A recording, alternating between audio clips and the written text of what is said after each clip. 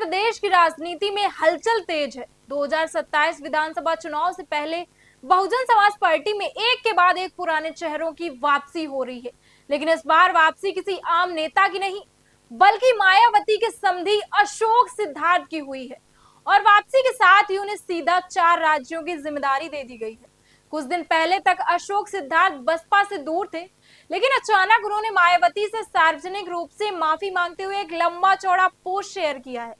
उस पोस्ट में उन्होंने अपने पुराने बर्ताव के लिए खेद जताया और पार्टी में वापसी की इच्छा जाहिर की।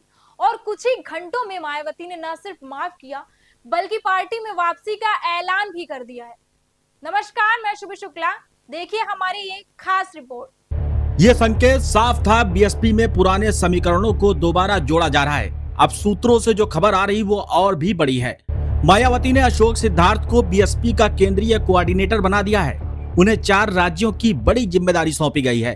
गुजरात, हिमाचल प्रदेश, छत्तीसगढ़ और जम्मू कश्मीर। मतलब अब अशोक सिद्धार्थ को न सिर्फ पार्टी को दोबारा खड़ा करना है, बल्कि इन राज्यों में बीएसपी का जनाधार भी बढ़ाना है। आपको याद दिला दें, कुछ ही दिन पहले आकाश आनंद को राष्ट्रीय संयोजक बनाया गया था। आकाश मायावती के भतीजे हैं और अशोक सिद्धार्थ उनके ससुर यानी मायावती के समधी। अब दोनों को पार्टी में बड़ी जिम्मेदारी मिल चुकी है। क्या बीएसपी में एक नया पावर सेंटर तैयार हो रहा है? क्या मायावती अब पार्टी की कमान धीरे धीरे अपने विश्वास पात्रों को सौंप रही हैं? इन सवालों के जवाब आने वाले चुनावी महीनों में सामने आएंगे। बहुजन समाज पार्टी ने संगठन को 6 सेक्टर्स में बांट रखा है। हर सेक्टर में 3 से 4 राज्यों को शामिल किया गया है। अब सेक्टर के इन कोऑर्डिनेटर्स की रिपोर्ट सीधे राष्ट्रीय संयोजक आकाश आनंद को देनी होती है। यानी पार्टी की अंदरूनी संरचना को मजबूत किया जा रहा है और 2027 के मिशन यूपी की तैयारी भी शुरू हो चुकी है।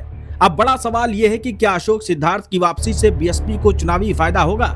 क्या मायावती आकाश आनंद और उनके ससुर के जरिए एक नई बीएसपी 2.0 तैयार कर रही है? आपका क्या मानना है? कमेंट में अपनी राय जरूर बताएं। वीडियो को लाइक करें, चैनल को सब्सक्राइब करें। जुड़े रहिए हमारे साथ सबसे सटीक सियासी खबरों के लिए।